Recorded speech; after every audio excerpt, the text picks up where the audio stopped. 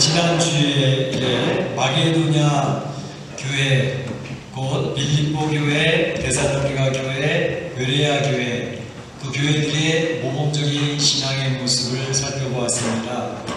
그래서 참 그 마게도냐 교회들이 어려운 환난과 시련을 만나고 있었지만 그들은 하나님 앞에서 넘치는 기쁨을 가지고 신앙생활을 했기 때문에 사도 바울이 굉장히 자랑스럽게 여겼다라는 것을 말씀을 드렸죠.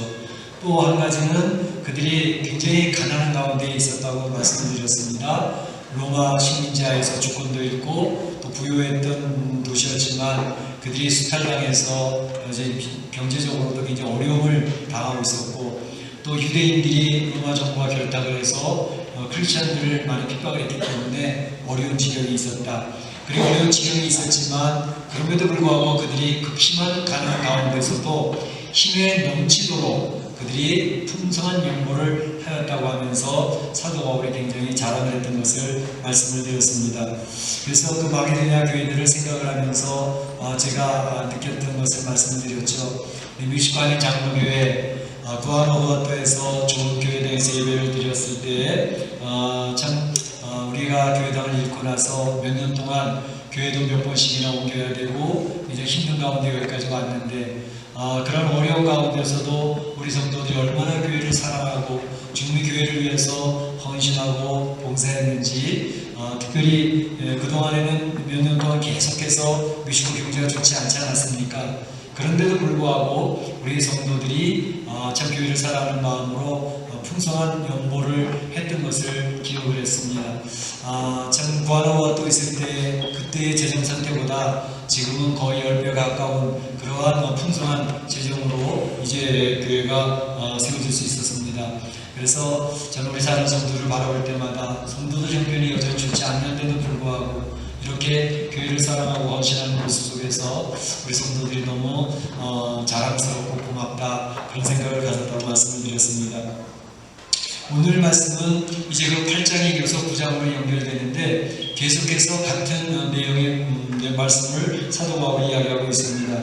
오늘 말씀 보게 되면 많이 심는 사람은 많이 거두게 되어지고 적게 심는 사람은 적게 거두게 되어진다 라는 말씀의 내용을 가지고 오늘 말씀의 제목을 적게 심는 자, 많이 심는 자 라는 말씀의 제목을 가지고 말씀을 나누기를 원합니다. 먼저 생각해 볼 것은 이 말씀을 하게 되었던 그런 배경적인 내용들을 간단히 살펴보고 그 다음에 참 연보를 하는 바른 자세는 어떤 것일까 라는 것을 생각해보고 참 연보를 드렸을 때 오는 그 결과는 어떠한가 하는 것을 살펴보고자 하는 것입니다. 먼저 이 말씀을 하게 됐던 사도 바울이 그 말씀하게 됐던 그 배경을 한번 생각해보면 사실은 지난 시간에 말씀을 나누면서 그 배경적인 내용은 성도들이 이미 인지하고 계시겠습니다. 사도 바울이 마게도냐에 가게 되어졌죠. 마게도냐에 가게 되었던 첫 번째 이유는 뭐였습니까? 디도를 만나기 위해서 마게도냐를 가게 됐던 것입니다.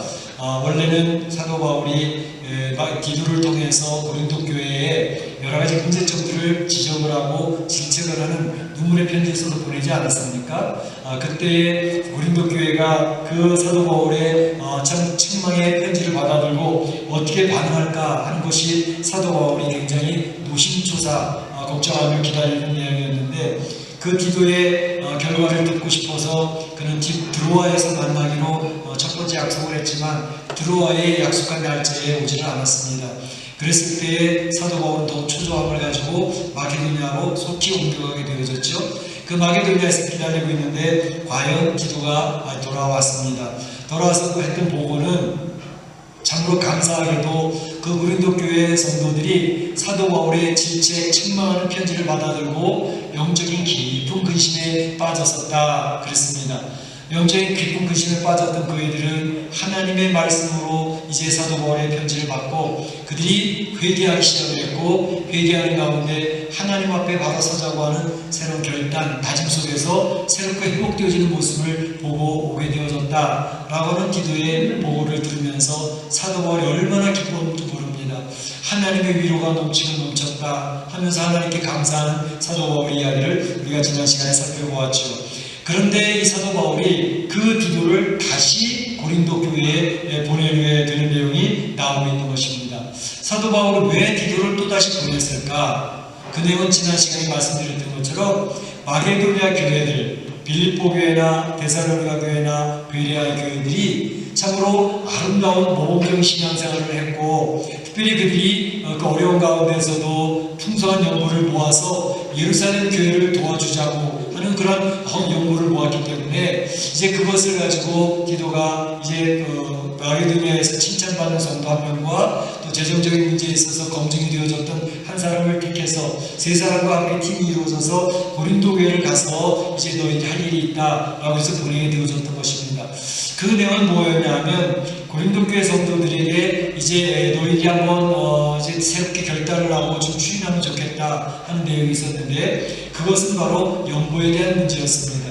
사실 예루살렘 모교회가 그 기근이 굉장히 몇 년 동안 계속 지속되면서 사도 바울은 이 예루살렘 교회를 우리 로컬 처치들이 좀 도와주면 좋겠다라고 이야기를 하기 시작했는데, 제일 먼저 이야기했던 곳이 바로 고린도 교회였습니다. 고린도 교회는 그래도 규모도 있고 풍성하고 또 사도 바울이 굉장히 신뢰를 기울여서 양육했던 교회였기 때문에 사도 바울이 이야기할 때에 그들이 기쁘게 받아줄 거로 기대를 했던 것 같아요. 그래서 이야기를 했더니 과연 그들이 대답하기를 우리가 모교회 예루살렘 교회를 당연히 도와야죠. 그렇게 하면서 그들이 돕기로 결정을 했습니다. 그러니까 사도 바울이 그것이 너무너무 기뻤고, 그것을 가지고 다른 주변에 있는 교회들에게 야, 고린도 교회가 예루살렘 교회를 돕는 일에 앞장서기를 했었어 라고 하면서 고린도 교회를 자랑을 했거든요. 그러니까 주변에 있던 다른 교회들, 특별히 마게도냐에 있던 교회들은 그 어려운 가운데 있었지만 그러면 우리도 참여하게 해주세요. 우리도 힘들고 어렵지만 그 일에 동참해서 성도들을 섬기는 일을 감당하고 싶습니다. 그렇게 해서 참여하게 되어졌거든요. 그러니까 마게도냐에 있던 교회들이 그들이 정성껏 참으로 힘들고 어려운 가운데 있었는데, 성경에 보게 되면 극심한 가난 가운데 있었다고 얘기하고 있는데 그 가운데서도 정성을 모아 헌금을 연보를 많이 모았습니다.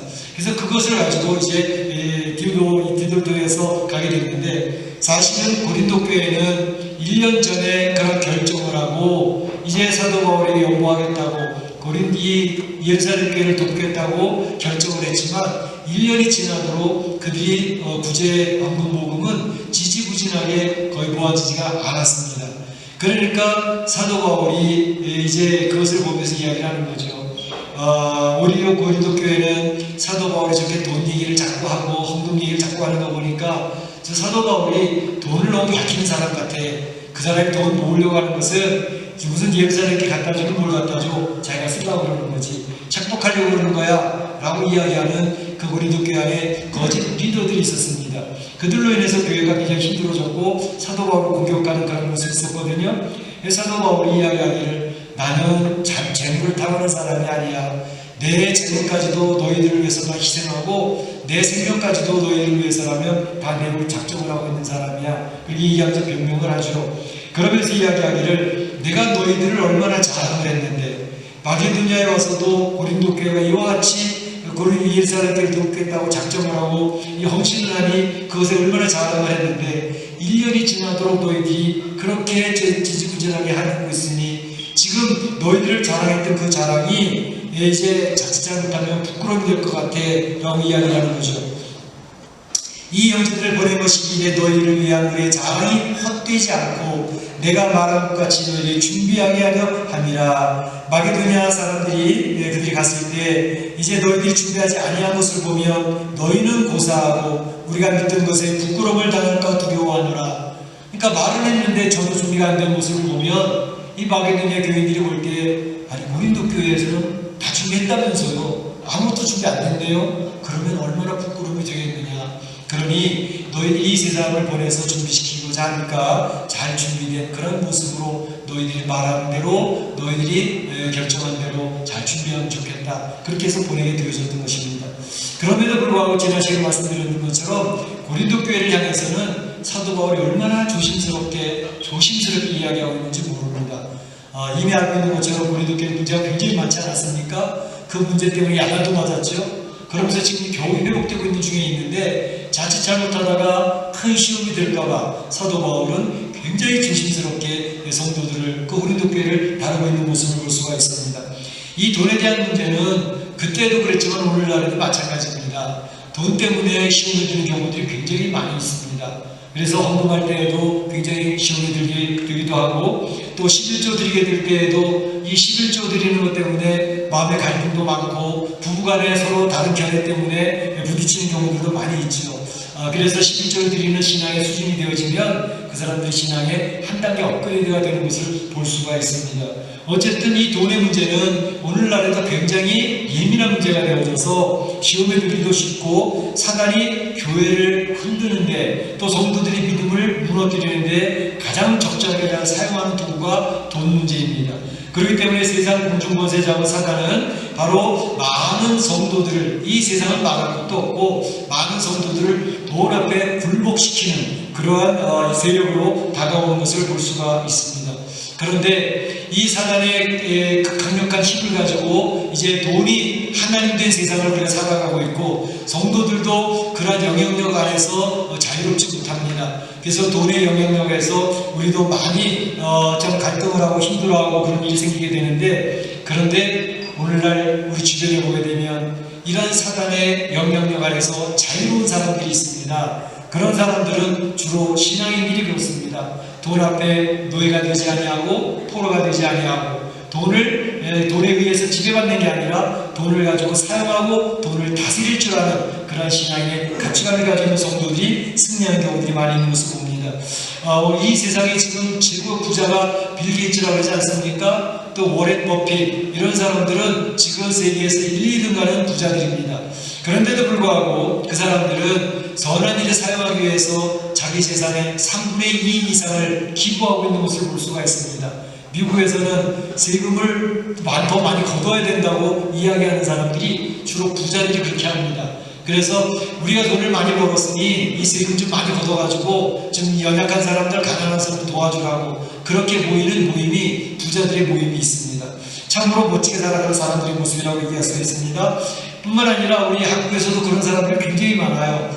이름 없이 이렇게 기부하고 헌신하는 사람들이 많이 있는데, 특별히 연예인들 중에서 많이 있죠. 그전에 제가 소개해드렸던 션이라든지 정혜영 부부, 얼마나 모범적인, 얼마나 신앙생활을 예쁘게 하는 부부입니까? 그런데 그 가정도 보면 자기들의 수입을 많은 부분을 기부하며 살아가는 것을 볼 수 있습니다. 지난번에 보니까 45억을 기부했다, 그런 내용이 나오는데, 어떤 사람들은 그것과 비교도 되지 않는 정도로 또 많이 하는 부분들은 있습니다. 중요한 것은 이 세상에 사단이 돈을 가지고 지배하려고 하는 세상이지만, 그런 것에 아랑곳하지 아니하고 돈의 지배와 영향력에서 벗어나서 돈을 다스리는 청지기처럼 살아가는 그런 사람들이 우리 신앙인들이 있다고 하는 사실을 볼 수가 있는 것입니다. 사도 바울은 바로 그러한 것을 고린도 교인들이 깨닫기 원해서 이 연보에 대한 문제를 가지고 참 연보를 드리는 고린도 교회 성도들이 되면 좋겠다 이야기를 하는 거죠. 그래서 고린도 교회들에게 바로 이런 참연보, 돈을 다스리며 돈을 어떻게 가지고 있는 그런 가치관을 가질까 하는 것에 대해서 이야기를 하는데, 참연보를 드리는 자세에 대해서 이야기를 하는데, 단 4가지를 이야기합니다. 첫 번째로는 하나님 앞에 연보할 때의 참연보는 즐겨하는 마음으로 드리는 것이 참연보다, 이렇게 이야기를 합니다. 고린도 교회 성도들아, 너희들은 참연보를 드리기를 원하는데 인색함으로 드리지 말라 라고 이야기를 합니다. 세 번째로는 너희들이 참연보를 드리기를 원한다면 억지가 아닌 자원하는 마음으로 연보를 드려라, 이렇게 이야기합니다. 네 번째로는 너희들이 참연보를 드리기를 원한다면 준비하는 마음으로 드리는 연보를 드려라, 이렇게 이야기를 합니다. 그래서 이 4가지를 가지고 고린도교 성도들에게 너희들이 참연보를 바르게 드리는 성도가 되어주면 좋겠다, 이렇게 이야기를 하는 것이죠. 먼저 하나님께 즐겨내는 자세를 가지고 참연보를 드려라, 이렇게 이야기를 하는데, 연보를 드릴 때 어떤 때는 기쁨으로, 감사함으로 즐겨내는 그런 연보가 될 때가 있습니다. 그런가 하면 어떤 때는 그냥 무덤덤하게, 예배 중에 헌금 시간이 있잖아, 그러니까 헌금을 해야지, 그리고 내는 그런 경우들도 있게 되어집니다. 어떤 때에 우리가 기쁨과 감사함으로 참연보를 드리게 됩니까? 어떤 때는 왜 그렇지 않냐고 무덤덤하게 드리게 됩니까? 그 경우는 하나님의 은혜를 경험을 하면, 하나님께서 나의 얽혀스럽게 했던 문제를 풀어주시는 역사를 경험한 성도는 하나님 은혜 속에서 나의 삶을 터치하신 하나님, 나의 너무나도 힘들어서 쩔쩔한 문제를 풀어주신 하나님, 그 하나님 앞에 감사를 드립니다. 그러면서 기쁨으로 연보를 드리게 되는 거죠. 하나님을 경험하고 보니까 참 연보가 되어지는 것입니다. 그렇지 않고 하나님의 은혜를 경험하지 못하면 우리는 그 무덤덤하게 그냥 순서에 따라서 그냥 드리는 그런 연보가 될 수 있다는 것이죠. 사실 출애굽기에서 보게 되면 성막을 지을 때 하나님께서 모세를 통해서 그 이스라엘 백성들에게 성막을 지을 준비를 너희들이 헌물을 드려라 이렇게 요청을 합니다. 이제 그 이스라엘 백성들이 애굽 땅에서 나올 때 뭐 별걸 가지고 나왔겠습니까? 물론 떠나올 때 금은과 또 먹을 것과 가축을 가지고 나오긴 했습니다. 그러니까 광야 생활에서 그들에게 그러한 것들은 굉장히 귀중한 것이죠. 근데 모세를 통해서 성막을 짓기 위해서 너희들이 각 가정에서 귀한 헌물로 하나님의 성전이 지어지기를 원한다 했을 때 그들이 얼마나 즐겨하면서 감사함으로 헌물을 내는지 나중에 출애굽기 36장 6절 7절에 보게 되면 모세가 더 가져온 것을 중지시킵니다. 이제는 그만 가져와도 된다. 너무너무 헌물이 넘친다. 이제는 그만 가져와라 라고 중지시키는 모습을 볼 수가 있습니다. 왜 그랬을까요? 그들은 광야에 있으면서 하나님의 역사를 경험합니다. 만나와 메추라기를 먹습니다. 바위에서 샘물이 나온 것을 먹습니다. 불기도 구름기도 인도하시는 하나님의 역사를 경험합니다. 하나님의 역사를 경험하니까 살아계신 하나님 앞에 나의 온 것을 다 드리고 싶은데 그렇게 드린 하나님 앞에 이러한 물질을 드리는 것은 전혀 아깝지 않습니다. 그리고 드리니까 그 헌물이 하나님 기뻐하시는 감사로 드려지는 즐겨내는 헌물이 되어진다는 것입니다. 인색함으로 드리는 것은 참 연보가 되지 못한다 이런 얘기를 합니다. 자, 우리 헌금을 드리게 될 때 이제 저도 경험한 것이고 여러분들도 경험하시겠지만 어떤 때는 이제 헌금을 드릴 때 두 경우가 생깁니다.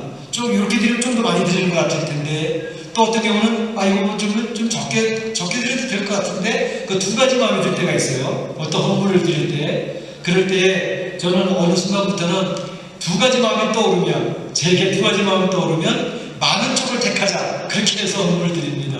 적은 쪽을 택해서 드렸을 경우에 마음이 찝찝해요. 기쁘지가 않아요. 그런데 좀 내가 생각했던 것보다 많은 쪽에 두 가지 많은 쪽과 적은 쪽이 있는데 적은 쪽을 택해서 드리면 그렇게 마음이 좋을 수가 없어요. 마음이 넉넉해지더라고요. 그런데 바로 우리가 적은 쪽을 택하게 될 때는 내 마음이 좁아지고 있는 거거든요. 그래서 그 적은 쪽을 택해서 드리면서 내 마음을 생각하기를 자기가 합리화시키죠. 야, 과거에 좀 두렉돈도 받으시는 예수님인데 적은 것 드렸다고 하나님이 뭐라 그러실까? 그러면서 적은 쪽을 드리는 내 마음을 합리화시킬 때가 있습니다. 그런데 그 말씀을 잘 모르는 것은 과거에 엽전 드렸더니면 얼마 안 돼요. 뭐 10회소? 뭐 20회소? 그 정도밖에 안 되겠습니다. 그러니까 우리들이 언제든지 뭐 던질 수 있는 그런 동전이죠. 그런데 과거에 엽전 드렸더는 예수님이 이야기하시기를 이 엽전 드렸던 적은 것 같지만 그 과거에는 생활비 전체였다 라고 이야기합니다. 그러니까 만약에 돈 그 분량을 가지고 얘기하는 게 아니라 중심을 가지고 따진다면 생활비 전체 한 달치 월급을 다 드릴 수 있겠느냐 그렇게 묻고 있는 것입니다.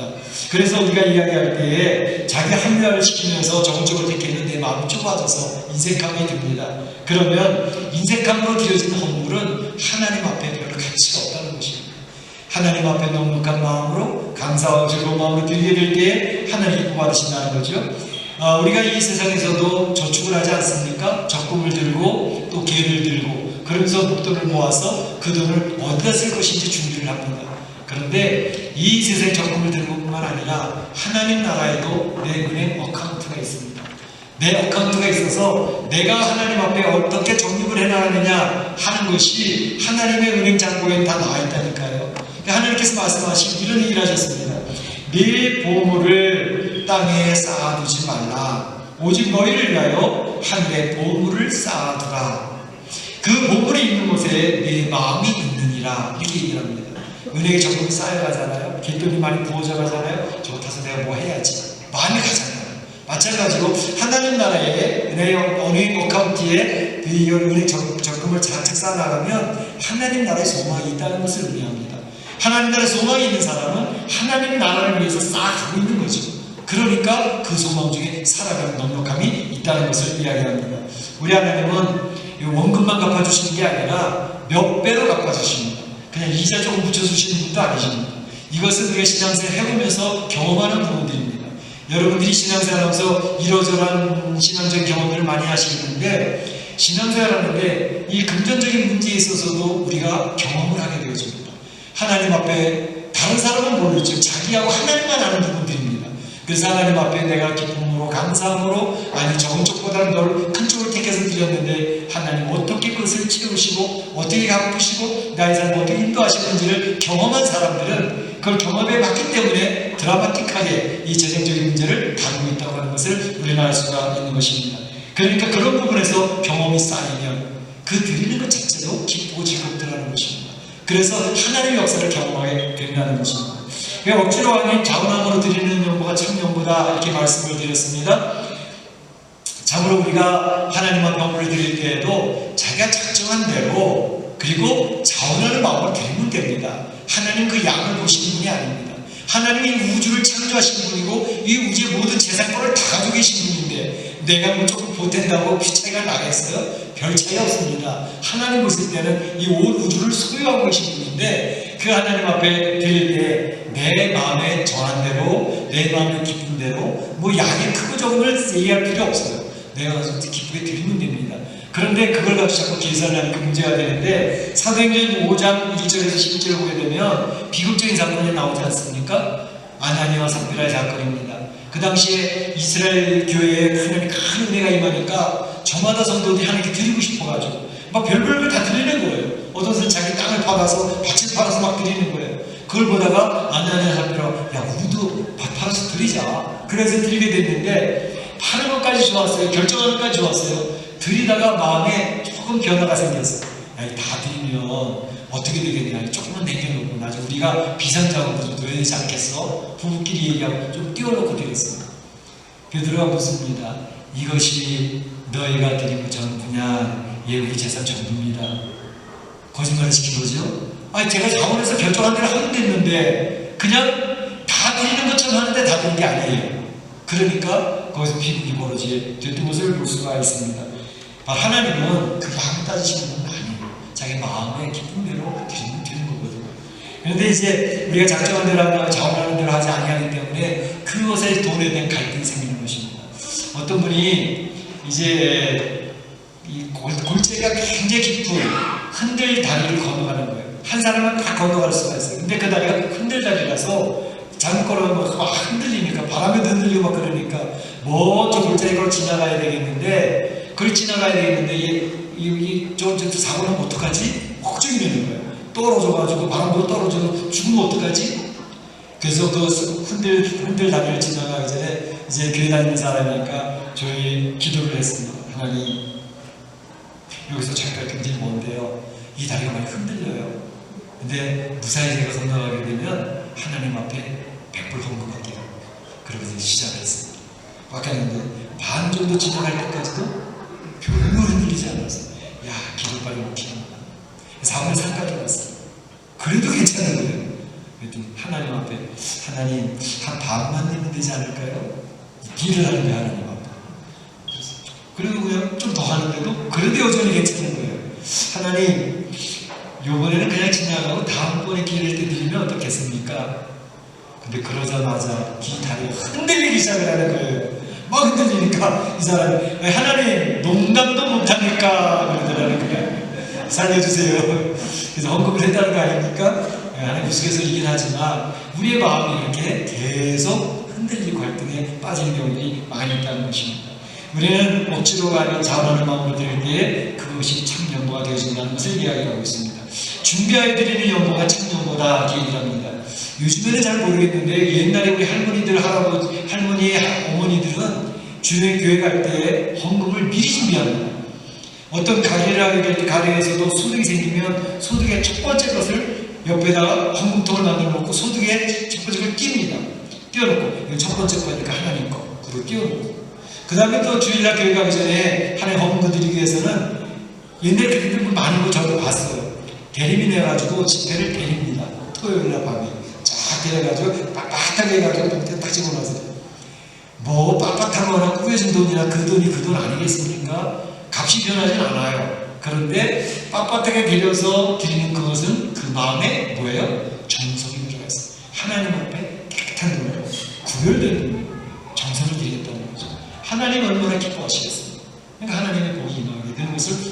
수가 있습니다. 이것은 뭐냐면 헌금을 그냥 시간에 주일날 와서 헌금 준비 안 했네, 주머니 얼마 있지? 이건 20불짜리네? 10불짜리 내야지. 10불짜리. 준비가 안 된 돈이라는 거죠. 청년부가 아니고 하나님 받으시지 않는다는 것입니다.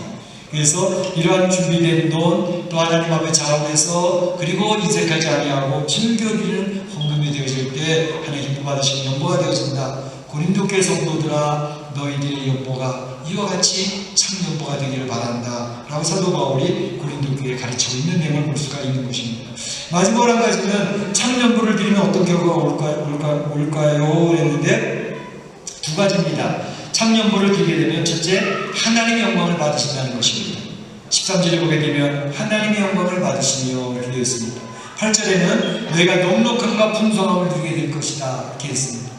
자, 참 연보를 드리면 하나님의 영광을 받으신다는 도대체 왜? 참연보를 하나님께서 왜 영광을 받으시지? 그건 뭐냐면 성도들이 물질에 대한 가치관이 바르게 정립되어져서 받은 물질의 가치관을 가지고 하나님께 드리니까 하나님의 영광을 받으신다는 것입니다. 어떤 물질관을 가지고 있느냐, 어떤 성도의 물질에 대한 가치관을 가지고 있느냐는 굉장히 중요합니다. 오늘 사도 이제 다윗이 제가 헌금 시간마다 봉독해드리는 성경 구절이 있습니다.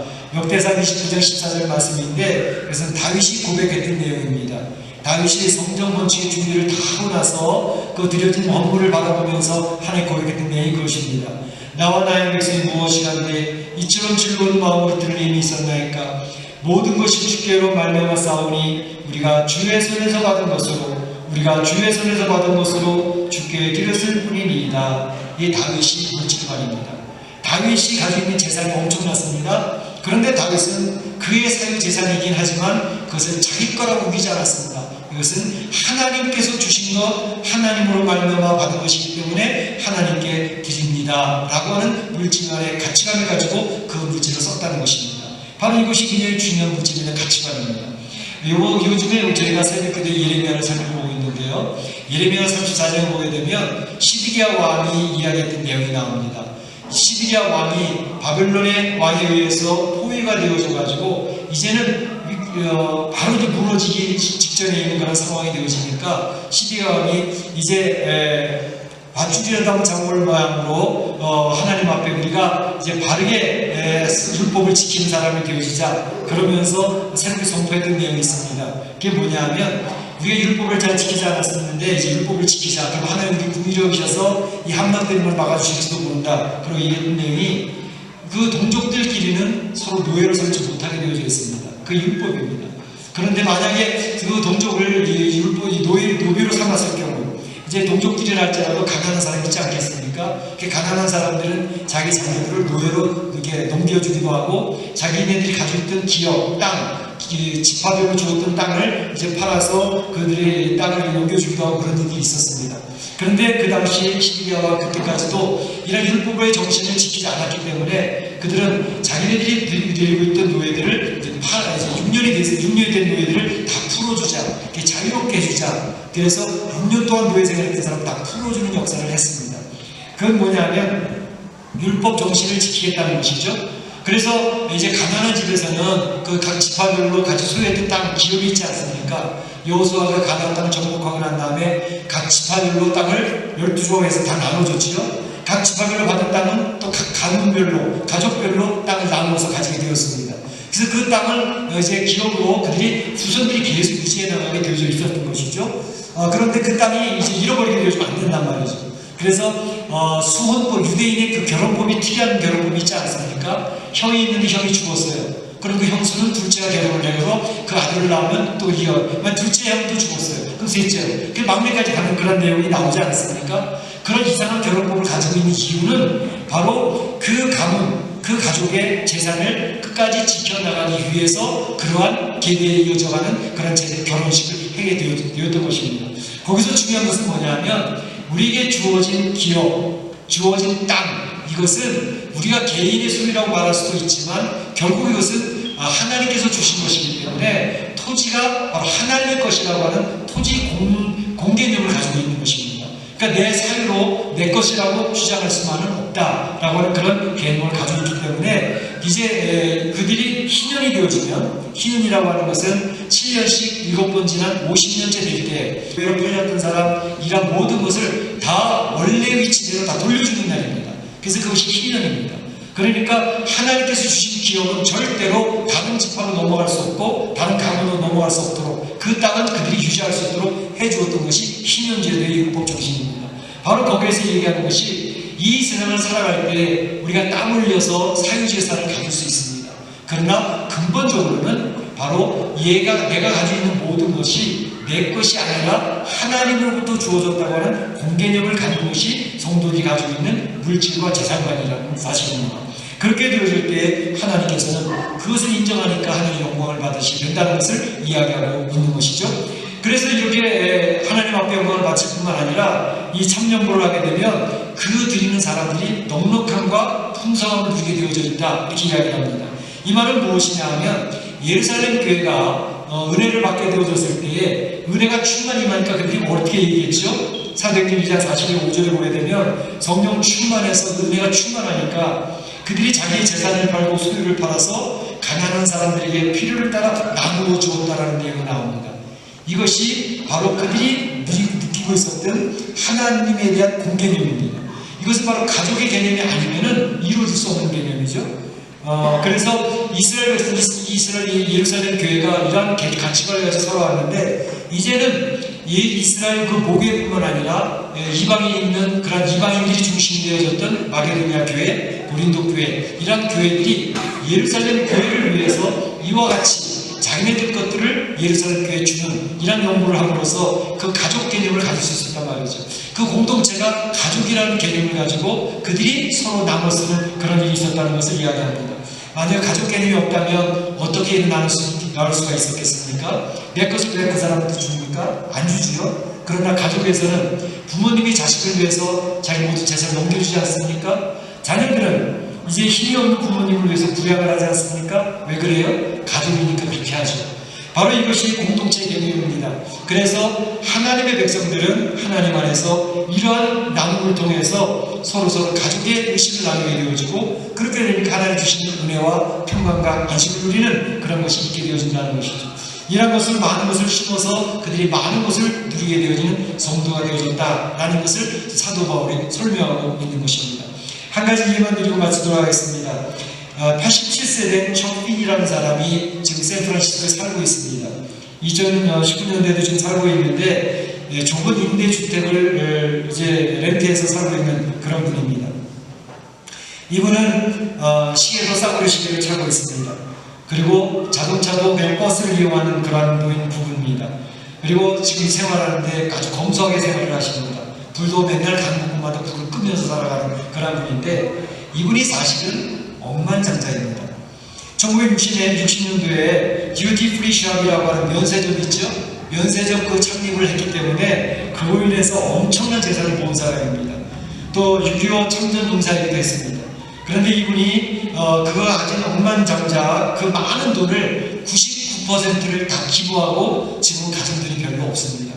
그 사람은 이제 자기 모교였던 코넬 대학의 6억 불을 비롯해서 교육기관에 10억이 넘는 돈을 기부를 했고 그리고 또 가난한 나라의 어린아이들을 위해서 수술비를 내고 있었고 아프리카의 전염병을 막기 위해서 많은 돈을 기부하고 있었습니다. 매년 4억 불 이상을 기부하고 있는 그런 분이라고 얘기합니다. 그런데 이분이 그렇게 하게 되기까지는 그의 부모님이 경건한 기독교 신자였습니다. 노동자 부부로서 살아오는데 그 노동자 부부로 살아가면서 서로 돕는 공동체 의식을 그 자녀들에게 심어주었다는 것이죠. 그래서 자원봉사하는 그 어머니 강사가 이야기하기를 너희들은 기부하고 난 다음에 자랑하지 말아라. 기부하고 나서 자랑하면 안 돼 라고 이야기를 했다는 거예요. 그러면서 이야기하기를 그들의 좌우명을 야 너희들이 죽은 다음에 입고 갈 수의에는 호주머니가 없다는 것을 기억해라. 가져갈 수 있는 거 아무것도 없어. 또 천국에는 돈이 절대로 필요한 것이 아니란다 라고 이야기를 했다는 것이죠. 그래서 그는 항상 자기에게 주어진 모든 것을 그 억만장자였지만 그것을 다 모든 사람들에게 나누어 쓰는 그런 삶을 살았다는 것이고 미국에는 이런 사람들이 굉장히 많습니다. 그래서 참 이름이 드러나지는 않지만 기부하는 그런 부자들, 참 멋진 그런 부자들이 많이 있는데, 이 미국에만 그런 게 아니라 한국에도 그렇습니다. 한국에도 이름은 알려지지 않았지만 그 참 나눔에 살아가는 그런 사람들이 많습니다. 아까도 말씀드렸던 시원과 정영 부부 같은 사람뿐만 아니라 요즘에 또다시 좀 핫하게 이슈되는 사람 있죠? 장나라 양. 이 장나라 양은 2009년도 기준으로 130억을 기부하고 살았다고 그래요. 그런데 기부하고 난 다음에 악플들이 너무 달려서 지금 이제 기부하는 게 얼마나 기부하는지 이야기하지 않고 지금까지 계속 기부하고 살아가고 있는데, 그가 이야기하는 것은 자기 아버지가 신앙생활 하는 거 보면서 자기는 많은 것을 배우고 있습니다 라고 이야기를 한다는 것이죠. 그 아버지를 통해서 배우는 것은 나에게 주어진 그런 모든 재물들, 그 돈을 굉장히 많이 버는가 봐요. 이것은 하나님이 나눠 쓰라고 주시는 거니까 나눠 써야죠. 그렇게 이야기를 하는 것을 듣게 됩니다. 얼마나 멋진 인생을 살아가는지 알 수가 없습니다. 참 이 세상을 살아갈 때 돈에 지배받는 세상으로 살고 있지만, 우리 크리스찬들은 돈에 지배받는 사람이 아닌 돈을 다스리는 사람으로 살아간다는 것이죠. 그것이 청지기입니다. 청지기는 바로 나에게 주어진 것들을 하나님의 것으로 여기고 내가 잠시 맡고 있다고 하는 생각으로 살아가는 사람입니다. 내가 7, 80년을 살아가는데 그 시간이 몇 개 아니지 않습니까? 하나님 불러가시면 오늘이라도 바로 가야 됩니다. 하나님께서 나에게 주어진 시간 하나님 맡겨주신 것입니다. 하나님 허락하신 동안만 내가 이 세상에 살 수 있습니다. 그래서 그것이 청지기의 개념입니다. 나에게 주어진 삶, 내게 주어진 삶을 내가 주장하는 것이 아닙니다. 하나님 허락하시는 동안만 내가 살아가는 것입니다. 내가 살아있는 동안 어떻게 하나님 안에서 멋지게 살아갈까, 그것을 고민하는 사람들이 크리스천인 것입니다. 그래서 이 재능도 역시 마찬가지로 하나님이 나에게 맡겨주신 것인 만큼 내가 땀 흘려서 벌어서 나의 것은 맞지만 결코 나의 것이라고 주장하지 아니하고 하나님께서 맡겨주신 재능을 생각하고 청지기를 살아가는 삶, 이것이 하나님 앞에 기쁘게 하는 삶이 된다는 것입니다. 사도 바울은 그것을 우리에게 가르쳐주고 있습니다. 우리 사랑하는 성도들이 이런 물질에 대한 가치를 가지고 이 세상에 승리하는 멋진 인생이 되시기를 주의 이름으로 축원합니다. 축원합니다. 기도하겠습니다.